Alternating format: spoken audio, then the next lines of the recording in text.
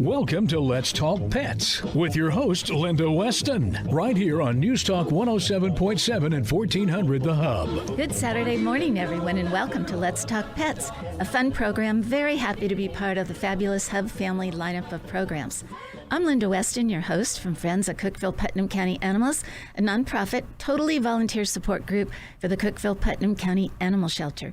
This morning, my co-host, Sarah Hollick Webb from Friends of Cookeville Putnam County Animals, is with me here in the studio, as well as popular radio personality, longtime friend of Sarah's and mine, an animal lover, Sheila Scruggs. So, Thank you. Sarah, before we get started, let's take a minute and thank our sponsors who make this show possible. We are grateful to Pet Supplies Plus, located in the Walmart Shopping Center. And Copeland Veterinary Hospital on 10th Street with 24-hour emergency service. And Cumberland Pet Essentials, offering pet grooming, styling, spa, holistic foods, nutritional counseling, and a pet boutique located at 142 South Willow in the Willow Tree Plaza.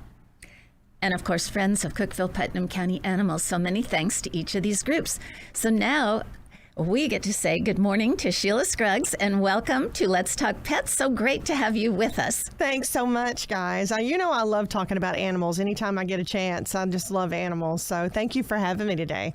Well, Sheila, you know, radio is certainly nothing new to you, having had this wonderful long career hosting your own radio programs. So I just thought, you know, for many of your followers, why don't we tell people a little bit about what you're doing now? Well, I'm at Zimmer Broadcasting. I work on 106.1 The Eagle in the afternoon with Jason from 3 until 6. And he's the one that kind of brought me back to radio, to be with him and Tony in the afternoons. And also, I am a sales assistant here. And we do a Saturday morning show on the Country Giant, too, from 9 to 1. So I'm just having fun again. Still just being back in my old stomping ground and in radio. Well, we're all certainly glad to hear your voice back on the air, and we all know that you're also an avid animal lover. We've touched on that. So you have adopted and rescued many pets. So tell us about your babies that you have currently. Well, currently I have Jolene. She is a tuxedo bobtail that I got from the Cookeville Putnam County Animal Shelter. And I have Levon, who is a Maine Coon mix, and I got him from ARF. And of course, I can't leave out Izzy. Izzy was the dog I adopted from the Cookeville Putnam County Animal Shelter, and she lived for 16 years. And just about a year ago, we lost her, but she was one of the loves of my life. So shelter animals can live a long, healthy life. Well, you know, I remember when you got Jolene. I mean, she came to the radio station as for an one interview. of my pets of the week. Yes. Excuse me. She just never went back to the shelter. She went to your house. She did. She was about 4 months old when I adopted her. And when she was brought to my studios, I just thought, this is the sweetest, most laid-back cat. I have to adopt her. So that was love at first sight with her. Well, pretty sweet. Well, you know, I was reading statistics for American households having pets have grown. The statistics say now that 20%, they've grown 20% since 1988, and that means we're up to 85 million households in America have a pet.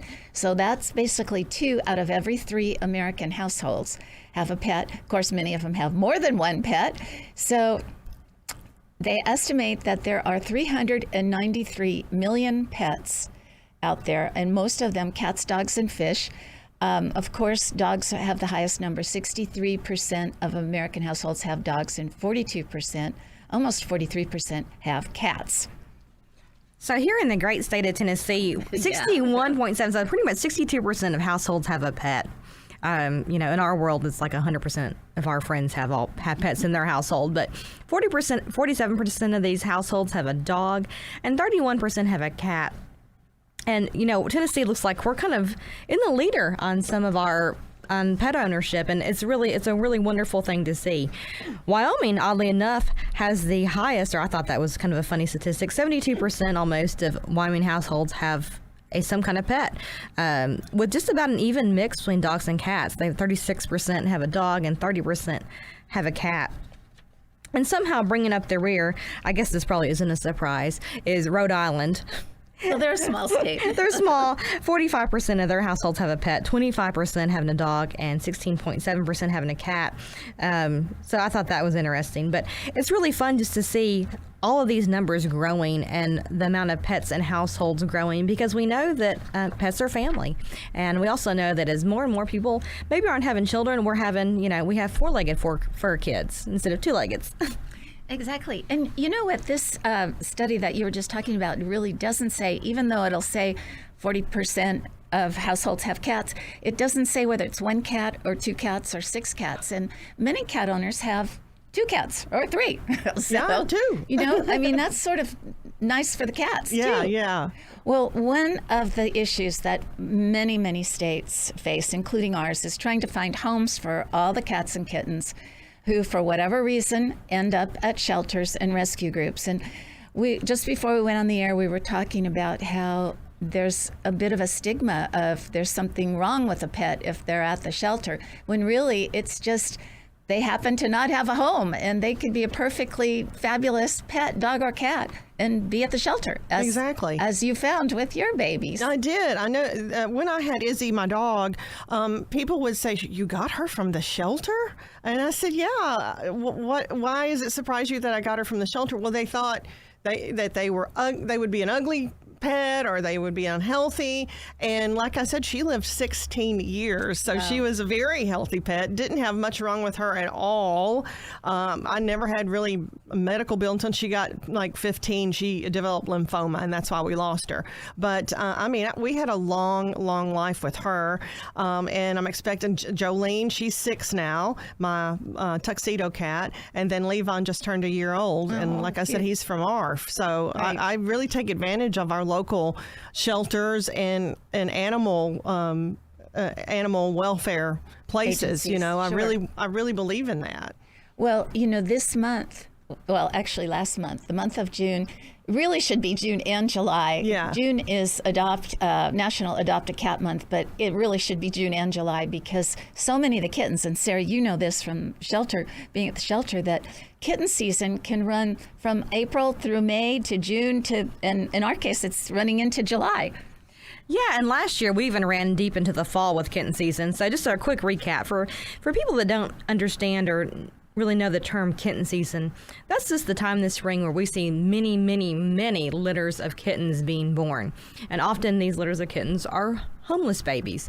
So of course they end up in shelters and rescues. So this time of year, we are seeing lots of kittens mature and get to the age where they need homes.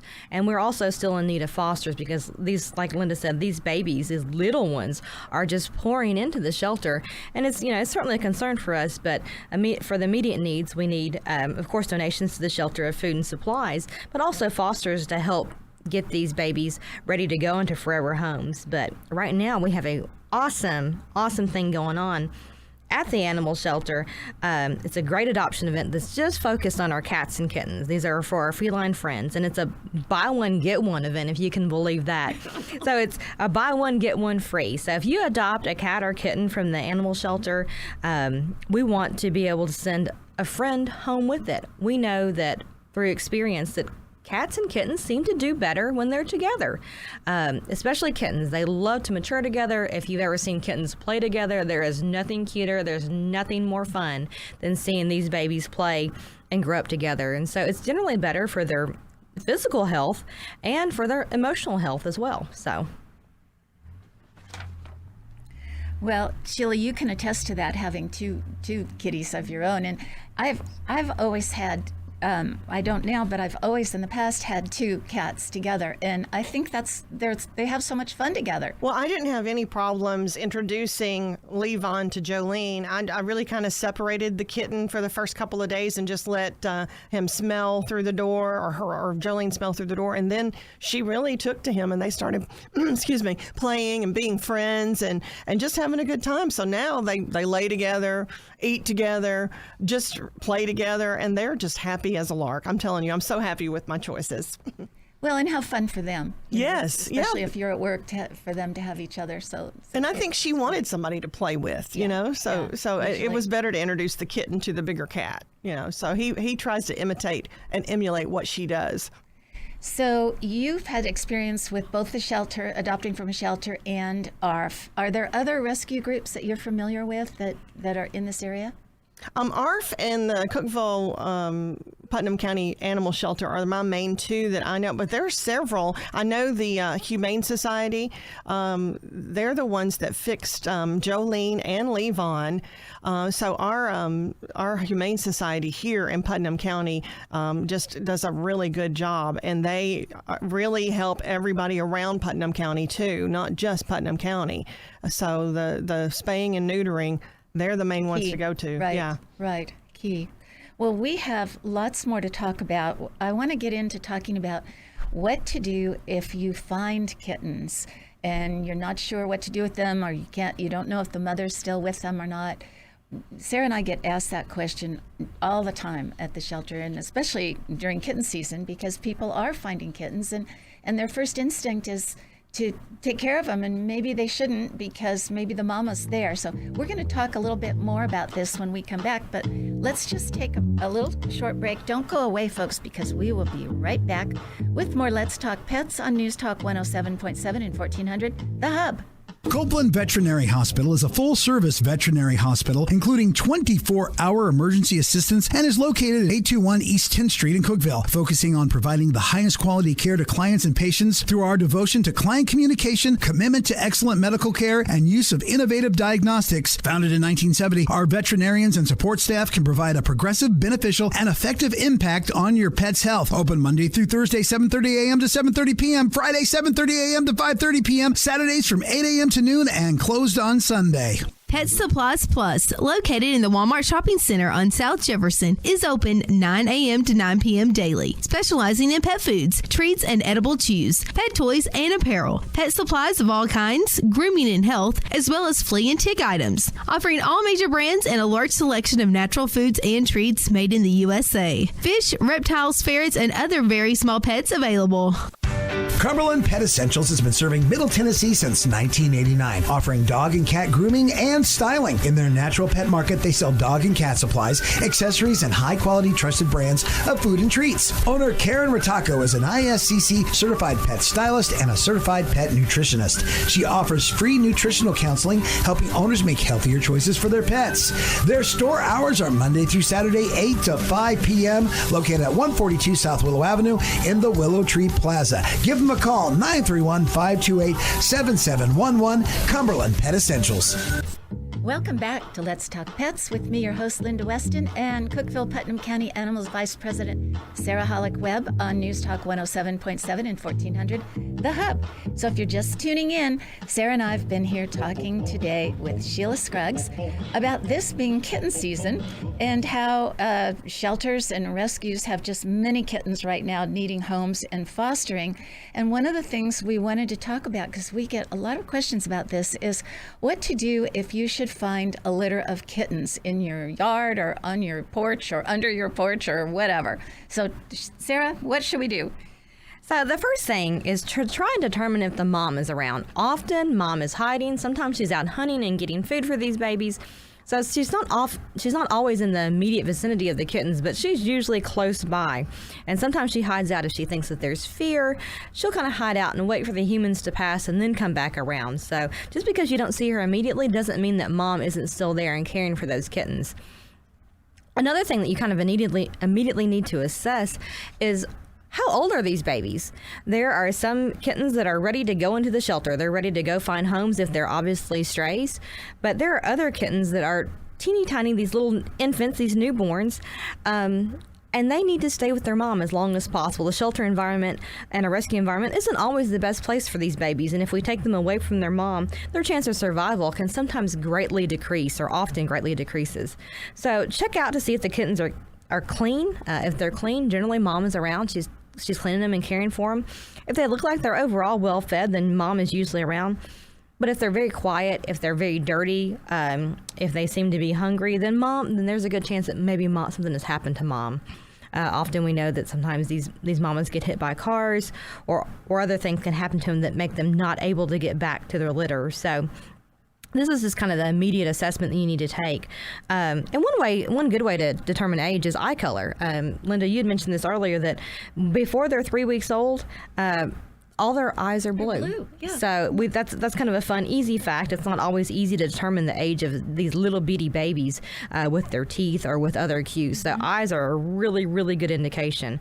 Ideally, we like to see kittens enter the shelter at 6 weeks old, but of course, if they are without their mom, if they appear to have been abandoned, then at any age we want to start taking care for them in a shelter or rescue situation or a foster situation. We don't want to leave them out there to fend for themselves because they simply can't. But if it looks like there's a mom around, if you can kind of keep an eye on them to see if a mom is coming or going, or to make sure that they are kind of healthy and they continue to stay clean and continue to stay well fed, then hang out as long as you can, as long as it's a safe environment, before bringing them into a facility. It's just tough to have these little bitty babies with no immune system yet in a high volume intake facility. Well, I think cats do sometimes get a bad rap because a lot of people think they're not affectionate, they're aloof, they can't form bonds like a dog can. It's really not fair to compare them to a dog because I've had both, and it's just two different ways of thinking. It's like comparing apples to oranges, really. They both give you what you need, but in different ways. I know both of my cats greet me at the door when I come home. They miss me. They're like, and people say, well, no, they just want to be fed. Well, maybe that too, but I know that my husband Tim said he's fed them before, right before I've come home, and they still greet me. So I think they've missed me all day. And also, I know Jolene does high fives.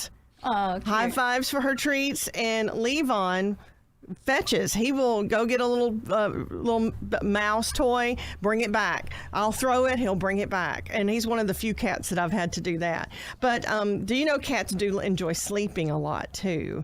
There's some cat facts that we want to go over a lot. So we'll do our little cat facts too. Some little fun facts for cats. Okay. And of course, I am a super duper cat lover, so I love all these little cute fun facts. Well, one fun fact that I read, and I thought this was funny. You know how dogs and cats both do this? You know how they kind of blink at you? Yes. Well, when cats do that, this says if you want to make friends with an unfamiliar cat, blink and look away when you catch their eyes. Kind of toy with them like they do us. It's like wink, wink, look away. Look away. That was pretty interesting, I guess. Well, just to add on to that, often any animal will generally take you looking directly into their eye as a challenge. So when you look away, that kind of tells them that you're submissive and that you're a good guy. So that's you're not going to hurt them. Yeah, that's what we want to do. You're not looking to steal their prey or anything. Exactly. That's what we want to do to win these kitty babies over. But hey, this is something that the next fact is that cats prefer baby talk, and I'm glad that they do, because that's all I do to animals is baby talk them. So cats appear to retain their kitten vocal signs to communicate with their owners. So they like to have this baby talk done to them. They purr in a monotone, and older cats do this too, and then they eventually develop some different levels of purring, but they like baby talk. So yeah, and it said, I said they do like sleeping a lot too, but they dream as well. They sleep up to 18 hours a day, and cats spend most days sleeping, and they dream too. I always wondered, because sometimes my cat's leg will shake when he's dreaming. I thought he's probably having a dream that he's chasing something. But like humans, cats experience rapid eye movement, a stage where most dreaming occurs. So I've even seen my cat's eyes kind of twitching too when they're sleeping. So that probably means that they're dreaming, or they're in that REM sleep.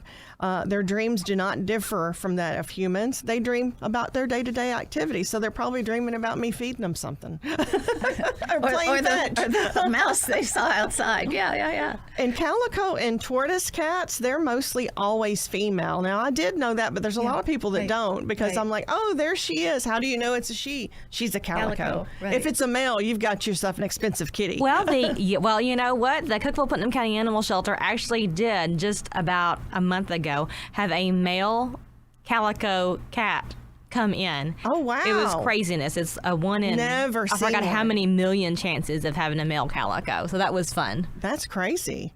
Very cool. Very cool. Well, one of the other fun facts that I just looked at is that cats have more bones in their bodies than humans, and many of them are in their tail. So even though the human body is obviously much larger than a cat, the cat has approximately 11% more bones. So obviously they're little. A cat skeleton is composed of 250 bones. So pretty amazing. The tail alone has 19 to 23 vertebrae and about 10% of bones in the body. So my little Jolene, who's a bobtail, may have about the same amount as humans. She Apparently. don't have a lot of bones in her tail. Apparently. No tail. Well, and speaking of bobcats, cats can run up to 30 miles per hour. That's fast. I mean, that's amazing. It says, although you may think that cats are lazy because they sleep most of the time, when it comes to speed, they are some of the fastest animals. A domestic cat can run up to 30 miles per hour in a short spurt. So, I don't think I could outrun my cats then if they really wanted to go that fast. You're not going to challenge them for a race. Yeah. Well, this is something that I did not know about cats, that 30 to 50% of cats lack the gene that makes them react to catnip, which makes a lot of sense to me now. I didn't know that when I was working at the shelter, because often we try to use catnip for a calming aid and just something fun for them to have in their kennel, and some cats just go wild over it. And they are crazy about it, and they do so well with catnip. And then other cats could literally care less. So now I know the answer to why some of our kittens and cats in the animal shelter didn't care when we tried to tempt them with catnip. I can totally see that, because I've had one cat that just looked at it like, why are you giving me this little crushed up stuff? And it didn't react. And my other, her eyes would dilate and she would look like, I'm going to attack something. So it was surprising how differently it made them. Now, did you know cats only meow for humans? I did not know that. Meowing is an interesting vocalization produced by the cats, and I know my cats make little chirps and little noises to answer me back. It's a way of communicating with people. Cats do not meow for other cats or other animals because they are trying to communicate with us. I guess they know each other's body language. Kittens and others meow to communicate with their mothers when they're growing up, but they no longer meow when they actually become adults, except for humans and communicating, I guess, with other species. So that's really, really interesting. Very cool. Very cool. And of course, cats and chocolate, don't mix those together. No. That's the same with dogs, though, too. You just don't want to give your pets chocolate. And one of the things we were talking about before the show, too, is, we all think about giving kitties a saucer of milk. Mm-hmm. And really, cow's milk is not good. I guess, I don't know, are all cats lactose intolerant? Pretty much, cats and dogs as well. So we always recommend that if you don't have any kitten formula, which is actually just like baby formula, a little bit hard to get right now, use goat's milk. That's also good for human babies as well. There's something about goat's milk that is much more palatable and much more easy to digest and process for infants' stomachs. So that includes little cat and kitten stomachs too. Now we know. I love all those little facts. It's so interesting about cats. And then I knew that calico and tortoise shells were almost always female, but that the shelter had a male cat. I'm like, we could have went down in the Guinness Book of World Records, Sarah. We could have. We missed out. Well, this is not a cat, but my daughter's had a horse. One of her horses just had a little colt, and he has blue eyes. Oh, how pretty. I mean, really unusual. I wonder if he's going to change, if he'll keep the blue eyes. I don't know how about horses as much as cats or dogs. I don't either. I had a male. I had a stallion with the blue eyes. Mm-hmm. Well, I guess they don't change then. So, yay. They're really pretty. Really pretty. Well, here's hoping that all of our very adorable cats and kittens find a home. I read this quote and I thought it's so poignant. Adopting a cat won't change the world, but for that one cat you adopt, the world will change. Yes. And, that just makes such a difference, taking a kitty into your home and giving it a home. So do remember our adoption event. It runs until July 9th, I think it is. And it's as Sarah said earlier, it's a buy one, get one free. And folks, you have to remember that the animals that you get from the shelter are vet checked, they have their shots, they're fixed. I mean, it's a heck of a deal. When you walk out of the shelter with a pet, you don't really have any other expense. So they take them home, love them, feed them, give them a clean bed and water and food, and you've got it. Well, I feel like it's paying it forward to the shelter for saving all these animals, and you are paying it forward when you pay that adoption fee for another animal to be put in its slot. Say the more room, because the more you adopt, the more room you make for others. Exactly. Well, the adoptions are going great. The kittens are so adorable. So folks, if you're looking for a kitty, now's the time. Hop on down to the shelter and check it out. So remember that there are, if you've missed any of our recent shows and you want to check it out, go to our YouTube. Go to youtube.com and click on C/PC Animal Friends, and you can hear any of, or all, really, the last, several months of our shows. So anyway, I guess that's our show for today. Thank you, Sheila, for being with us today, and thanks to our listeners for tuning in. Folks, if you have any questions or comments, please email them to us at putnamcountypets@gmail.com. We're wishing everyone, this is perfect for Cat Month, a perfect weekend. I hope you'll join us here next Saturday on News Talk 107.7 and 1400 The Hub. Friends of Cookeville Putnam County Animals is a 501c3 nonprofit, all-volunteer support group for the Cookeville Putnam County Animal Shelter.